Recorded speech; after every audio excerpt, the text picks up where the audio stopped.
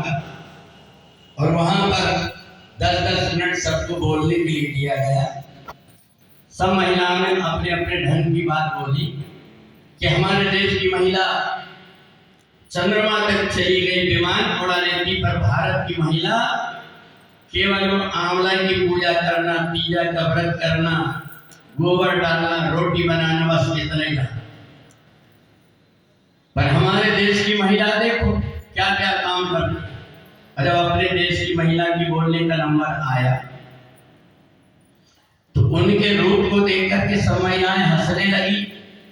एक तो पैड़ी पहनने का जमाना, पैड़ी पहनी, 16 हाथ का लोहड़ा, इतना बड़ा टीका, तो सब महिलाएं वहां को ऊंची हील की चप्पल पहनी हुई, और वो देख करके भारत की महिला को हंसने लगी। तो भारत की महिला ने जैसे बोलना शुरू किया कि मेरे भाइयों, मेरी बहनों, मैं भारत देश से आई हूं, मैं आप सबको प्रणाम करता हूं।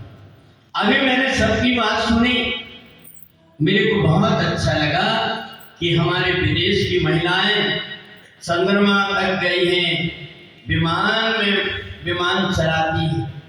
परंतु मैं उन बहन से पूछना चाहती हूँ कि तुम चंद्रमा में गई तो वहां से क्या बीन करके लाई थी, कंकर और पत्थर?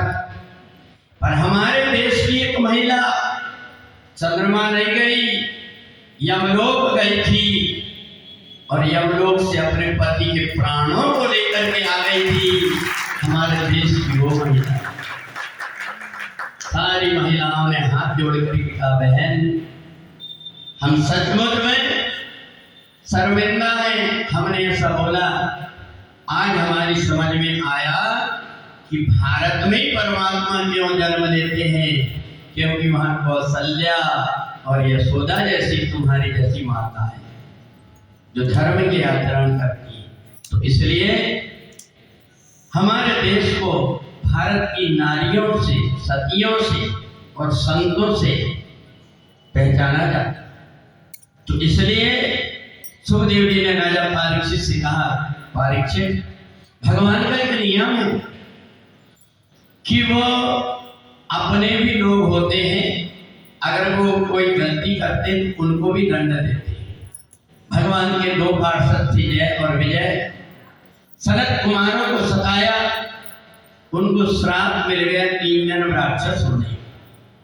पहले जन्म में वो हिरण्याक्ष हिरण्यकश्यप बने, दूसरे जन्म में रावण कुंभकर्ण बने, और तीसरे जन्म में तो जब ये पृथ्वी पानी में डूबने लगी थी तो इनको लाने के लिए भगवान ने ब्रह्मा जी की नाम से 12 रूप धारण करके हिरण्याक्ष का वध करके पृथ्वी को ऊपर लेकर। तो सुखदेव जी राजा परीक्षित से कहते हैं कि हमारे यहाँ पर जैसे महिलाएं धर्म कर्म करती थी, वैसे पुरुष भी धर्म कर्म करते थे। अब पुरुष क्या करते हैं? देखो, महिलाओं का एक धर्म है। क्या धर्म है? एक धर्म एक व्रत नेमा, काय वचन मन पति पद प्रेमा।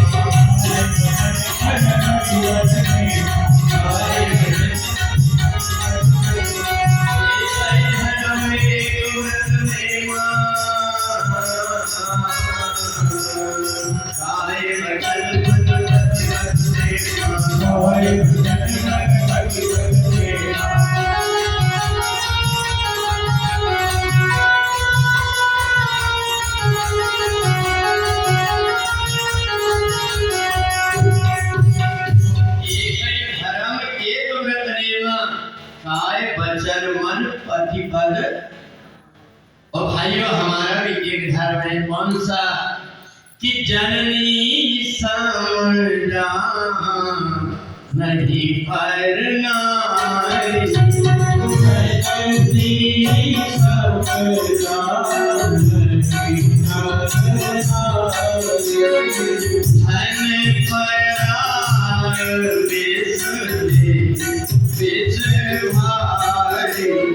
धन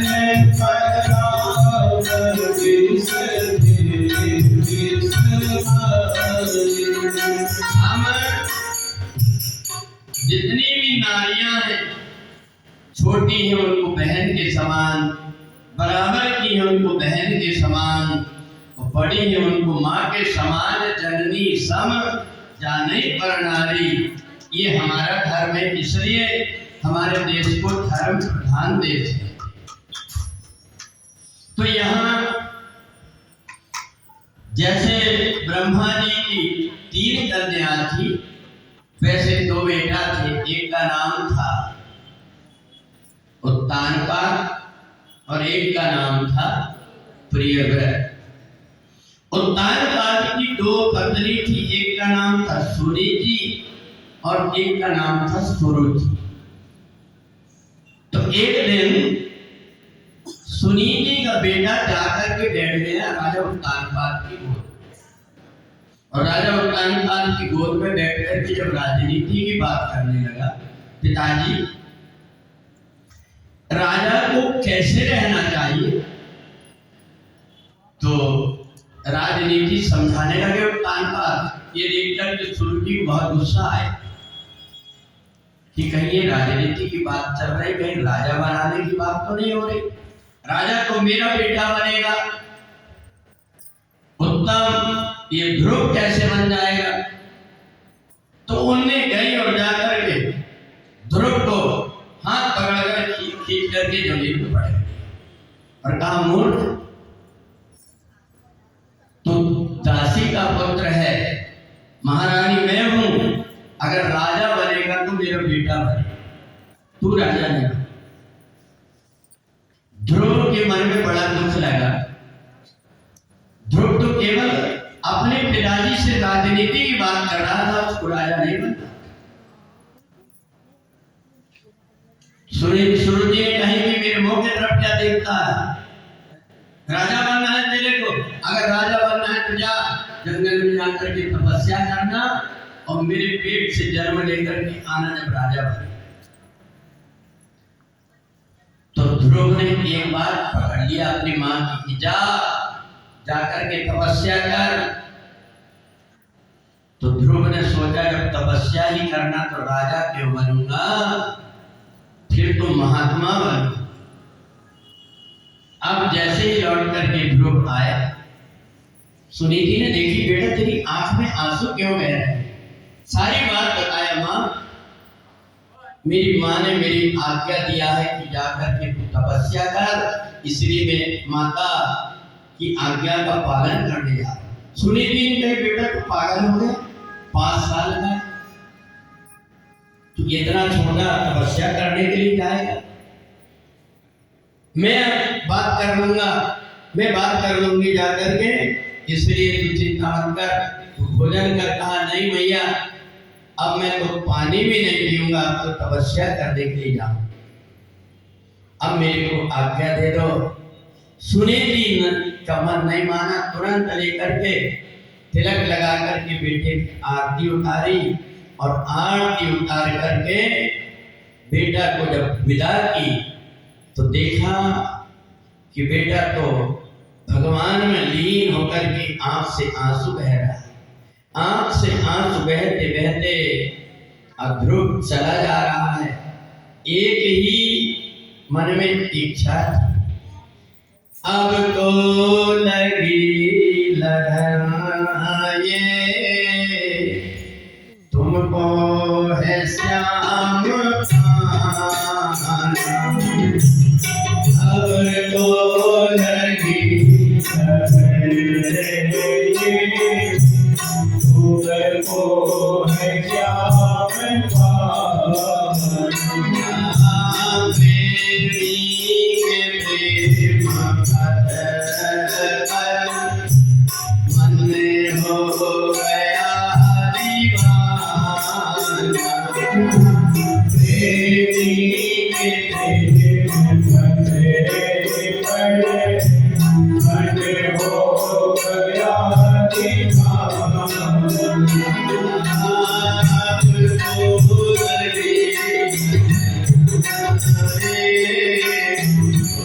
को है श्याम को लगी तुझको है श्याम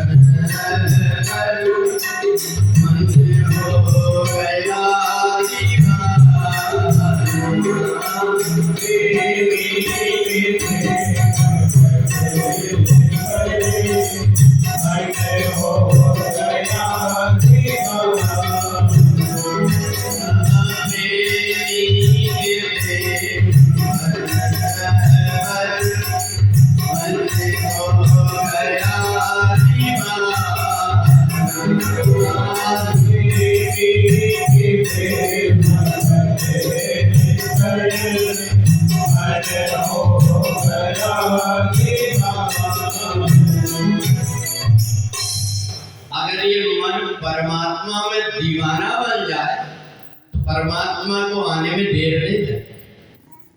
केवल 4 महीना तक ओम नमो भगवते वासुदेवाय का जाप किया था ध्रुव ने, और भगवान को साक्षात प्रकट होकर के दर्शन देना, भगवान से रहा नहीं गया। भगवान ने बात ध्रुव वरदान मांगो, ध्रुव ने मन में विचार किया कि भगवान से मांगो क्या। अच्छा देखो, मांगने की कला भी कुछ लोगों को आती और कुछ लोगों को आती भी है, तो मांगते हैं तो बेचारे को कुछ मिल नहीं पाता। एक गांव से 2 पति पत्नी और उनका बेटा चला जा रहा था, घोड़ा में बैठे थे वो, तो उतने में कहीं भगवान मिल गए। भगवान जब मिल गए तो भगवान ने देखे कितने बूढ़े आदमी हैं, माला जपते जा रहे हैं, रोक करके कहा कि भैया तुम वरदान मांगो। तो दादाजी तो समझ नहीं पाए कि क्या वरदान होता है, परंतु माताजी चलाक थी। उन्होंने कहा भगवान आप वरदान देना चाहते तो देखने में बुढ़िया हो गई, 16 साल की कन्या बनना में ऐसा कर। भगवान ने कहा ठीक है, तुम 16 साल की कन्या बना। अब वो छम से कूदी घोड़ा से और पैदल चलने लगे। उधर से एक राजा था, रथ आ रहा था, उन्हें देखा ये 16 साल की कन्या जा रही, तो उन्होंने कहा देवी तुम पैदल क्यों जा रही, मैं राजा मेरे साथ में विवाह करना तो तुम महारानी कहलाओगी, तुमको क्या मतलब ये बुढ़े लोगों के साथ में काय घूम रहे। उन्होंने कहा ठीक, रथ में बैठे। अब इधर जब बेटा की बात, जब बाप की बात आई तो बाप से रहने गए, दौड़ करके गए कि देखो रानी बन करके चले गए। उन्होंने कहा भगवान मैं भूल गया था मांगने के लिए, मेरे को दे दो। बोले क्या? बोले तुम वो वरदान दे दो कि वो जो 16 साल की कन्या बन के जा रही वह सुंगरिया बन जाए। अब वो राजा के बगल में बैठी थी, थोड़ी देर करने लगी। राजा ने देखा अरे ये सुंगरिया कहां से आ गई, उठा करके नीचे फेंका। अब इधर जो है तो बेटा ने देखा कि इन दोनों ने मांग ली, तो मैं क्यों रह जाऊं, तो दौड़ करके गए। बोले भगवान मेरे को भी दे। बोले बेटा तू भी मांग ले। बोले मेरे को और कुछ नहीं चाहिए, जैसे मेरे बाप था वैसे बाप बना दो, माँ की जैसे कि वैसे ही हो गए। तो देखो इधर ध्रुव के पास में भगवान आए हैं, परंतु ध्रुव कुछ मांग नहीं पाते। ध्रुव मन में विचार करता है कि क्या क्या मांगू, क्या बोलूं इनसे, ये तो परमात्मा है, इनने सब कुछ मेरे को दिया है। भगवान समझ गए कि इनको मांगना नहीं आ रहा है। जैसे ही भगवान ने अपना शंख छिलाया, अब तो ध्रुव के मुंह से भगवान से याचना नहीं कर,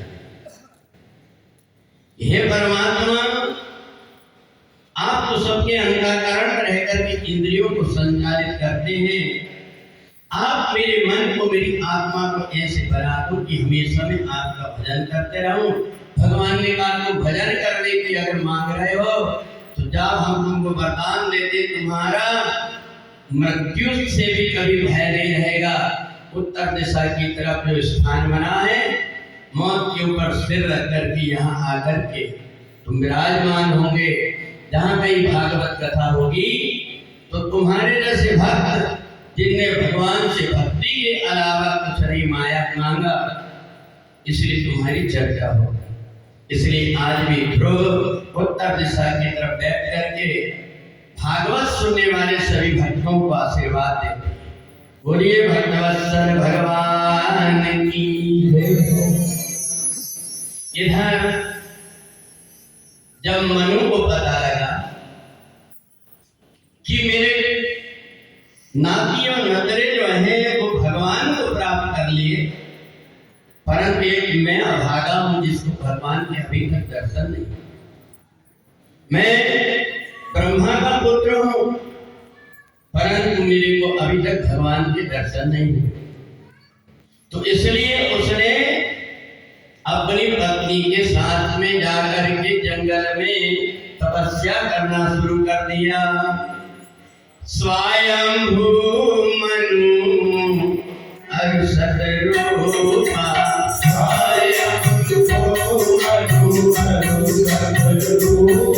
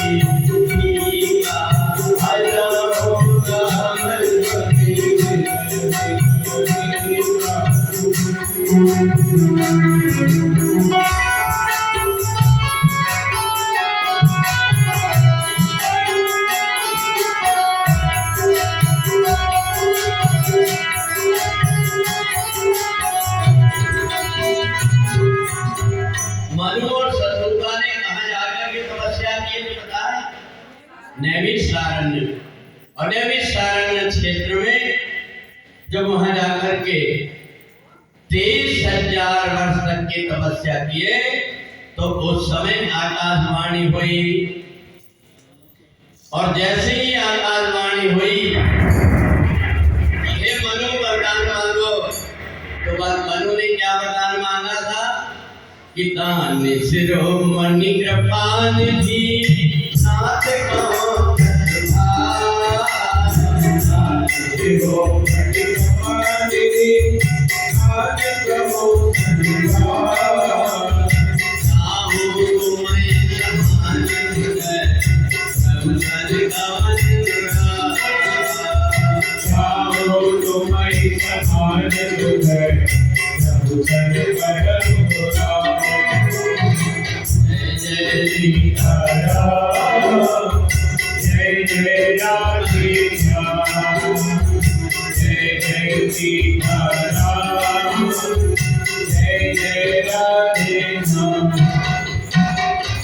मनु और शत्रुघ्न ने भगवान से वरदान मांगा कि आपके जैसे पुत्र चाहिए।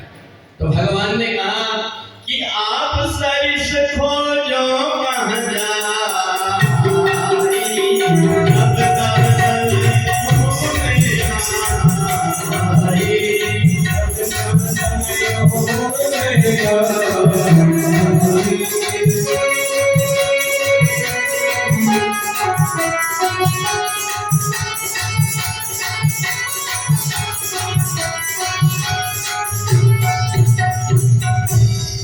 भगवान ने कहा मेरे जैसे काम बोलूंगा मैं खुद तुम्हारा बेटा बन करके आऊंगा।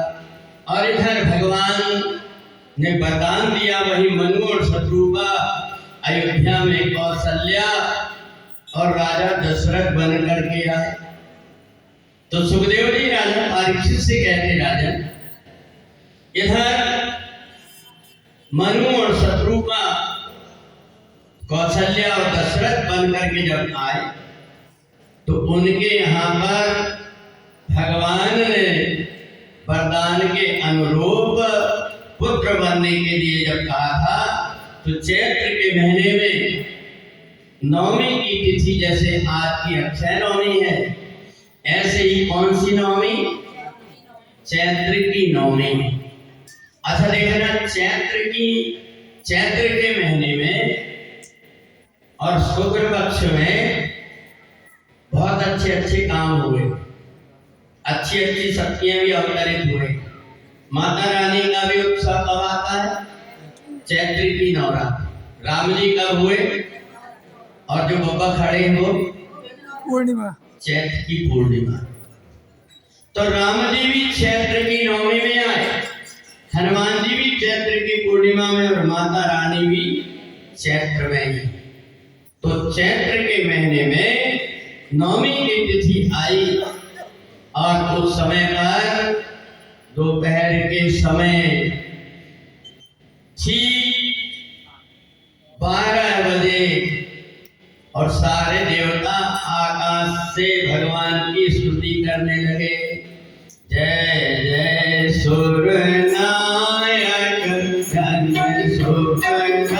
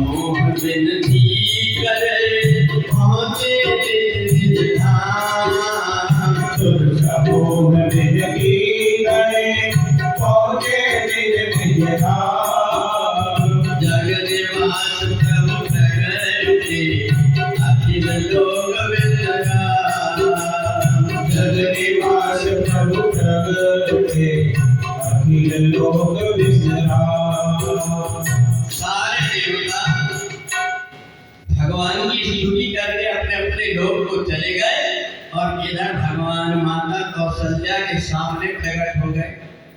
भगवान कैसे प्रकट हुए? भय प्रकट कृपाला दीन दयाला कौशल्या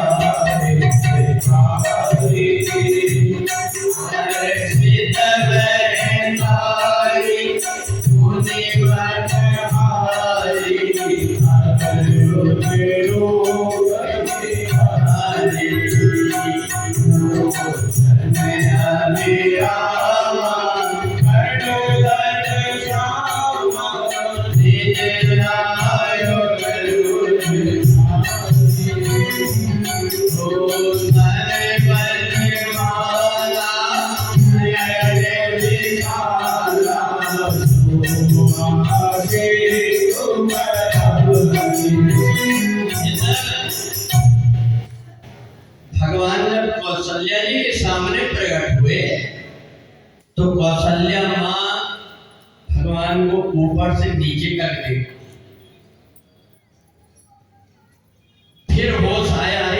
मेरे घर में परमात्मा आ गए।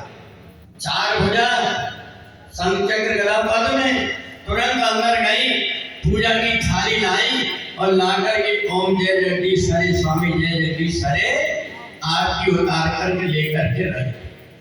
और कौशल्या जी वो कोना में जाके बैठे। भगवान ने सोची कैसी माता, मैं इनके घर में आया हूँ और एक कोना में जाकर के बैठे। भगवान चल कर के गए, बोले माँ मेरे से नाराज? माता कौशल्या ने कहा झूठे कहेंगे, बात मत करना मेरे। भगवान जो है एकदम से सहम गए कि माता जी मेरे से गलती क्या है। बोले याद करो तुमने कहे थे कि मैं बेटा बन करके आऊंगा, और देखो जरा कहना में जो चेहरा कि तुम मेरे बेटा बन के आए, मेरे बाप बन करके। चार हाथ वाला कोई बेटा होता है, अगर किसी का बेटा हो 5 की जगह 6 उंगली होती है तो कहते बेटा तो हुआ मगर छेंगा हुआ। क्या बताऊंगी, 4 हाथ वाला बेटा हुआ यही, और मेरी बदनामी कराओगे। भगवान ने कहा माता जी ये रूप तो मैंने आपको विश्वास के लिए दिखाया, देखो मैंने 2 हाथ के कर लिया, का बेटा पैदा होता तो ऐसे जेवर जट्टा सब पहन करके होता। भगवान ने सब उतार कर दिए। बोले देख अब ठीक, बोले ये देखो बेटा 5 फीट का होता है क्या? भगवान छोटे से बालक बन गए। क्या अब मेरे को गोद में लेकर के बेटा कह दो? मैया ने कही अभी भी नहीं खाऊंगी, ये पूरे कपड़े लत्ते उतार करके अलग करो। 6 महीने के बाद भगवान 6 महीने के बालक बने। मैया ने सोची 6 महीने का भी भगवान इतना बड़ा होता, भगवान इतने बड़े? कहा नहीं नहीं नहीं नहीं, 6 महीना में भी तुम बहुत बड़े, तुम 1 दिन के बने। तो भगवान 1 दिन के बने। कहा अब गोद में ले लो। मैया ने कही अभी भी नहीं लो, तुम छोटे तो बन गए पर मुंह तो उतना ही बड़ा है, पट पट बोले जा रहे हो, बोलना बंद करो पहले। तो भगवान ने बोलना बंद कर दिए, सारा से कहा अब गोद में ले लो। मैया ने कही अभी भी नहीं लेती। बेटा जब पैदा होता है तो चुप अगर रहता है तो दाई उसको मुक्का मारती कि रोए, रो तब लूंगी। सोनी बजन सो जाना, रो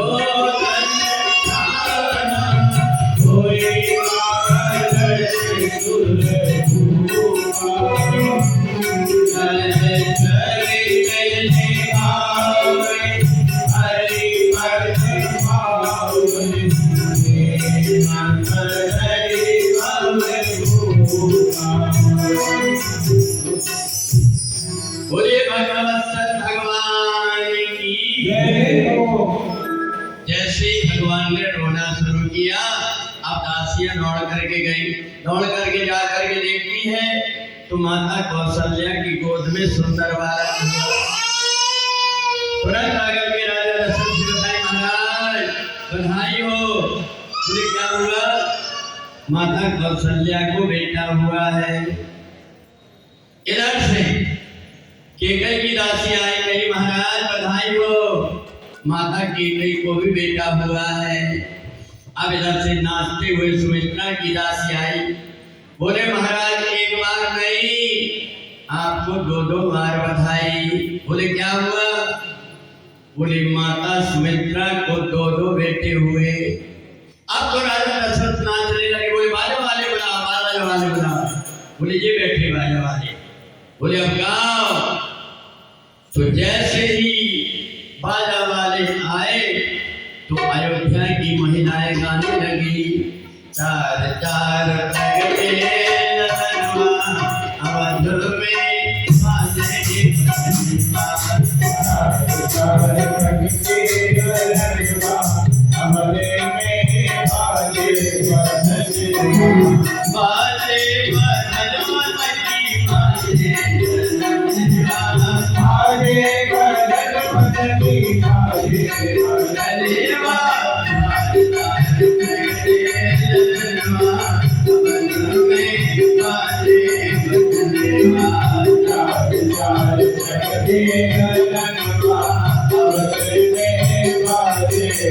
अवध में आनंद भयो जय रघुवर राम। अवध में आनंद भयो जय रघुवर राम की। जय रघुवर राम की। जय रघुवर राम की। जय रघुवर राम की जय रघुवर राम की। अवध में आनंद भयो जय रघुवर राम की। अवध में आनंद भयो जय रघुवर राम की।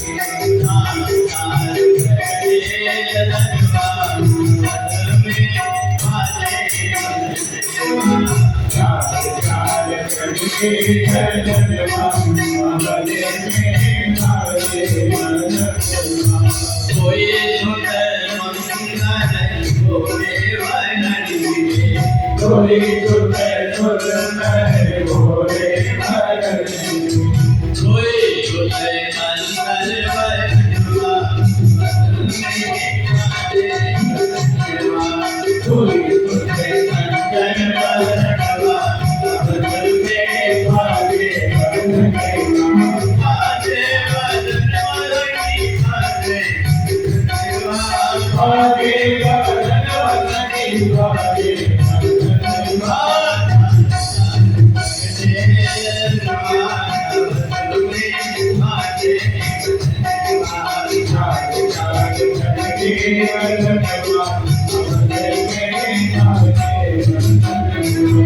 अवध में आनंद भयो अवध में आनंद भयो जय रघुवर राम की। जय रघुवर राम की। जय रघुवर राम की जय रघुवर राम की। राम लक्ष्मण भरत शत्रुघ्न चारों बेटा का प्रकट। सुखदेव जी राजा परीक्षित से कहते हैं, परीक्षित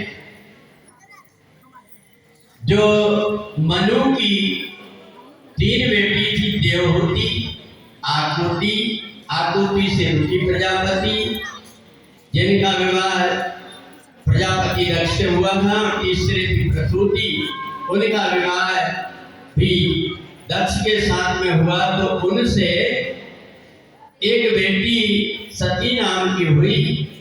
भगवान शंकर से विवाह हुआ, परंतु उनको जल करके मरना पड़ा। परंतु एक बात है कि सती ने जब अपने शरीर को जलाने लगी तो भगवान से एक वरदान मांगा था कि सती मरत हरि संवर मांगा। सती मरत हरि जन्म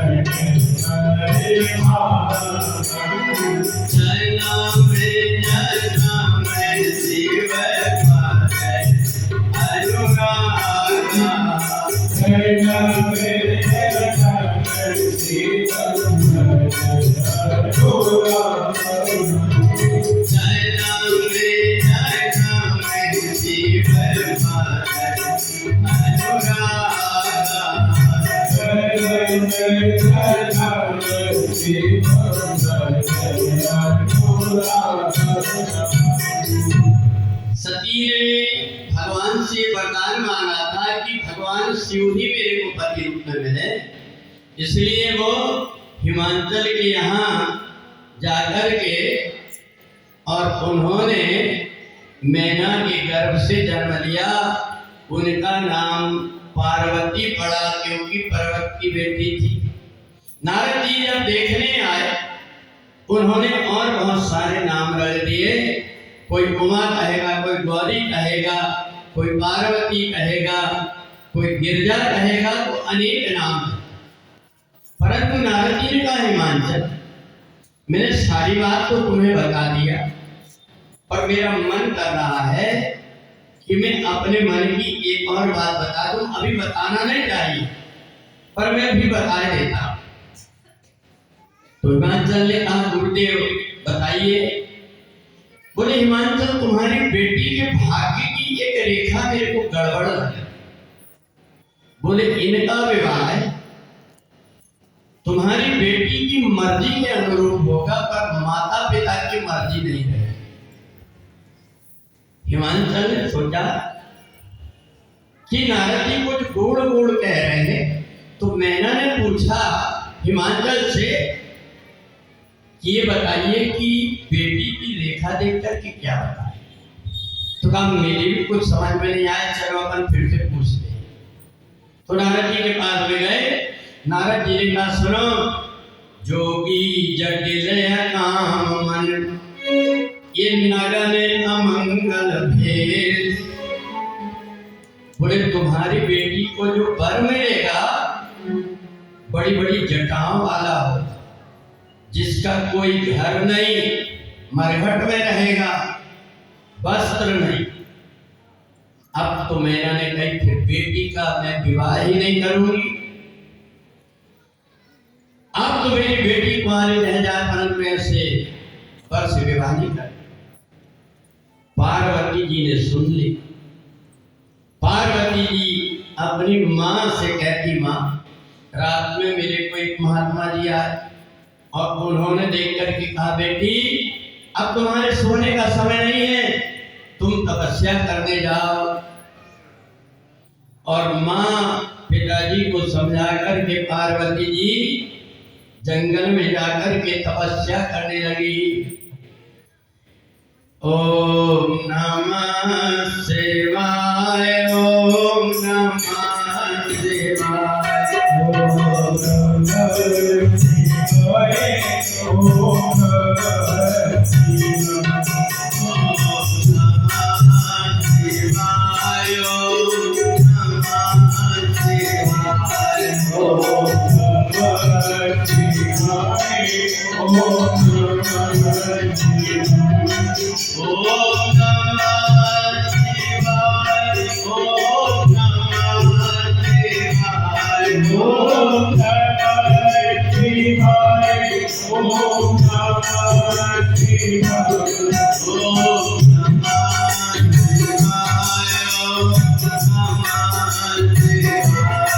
ओम नमः शिवाय, ओम नमः शिवाय, ओम नमः शिवाय, देवियां बनी हुई हैं, उनको यहाँ पर ले आओ।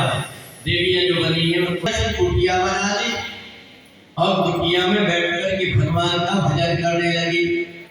भादो मास का जब तीजा का दिन आता है, उस दिन तीजा में पूरा दिन और पूरी रात निराहार निर्जला रहकर की जब तपस्या की तो भगवान शंकर प्रकट हो गए और भगवान शंकर प्रकट होकर के वरदान दिए कि मैं तुम्हारे साथ में विवाह करूंगा, तुम चले जाओ। अब यहाँ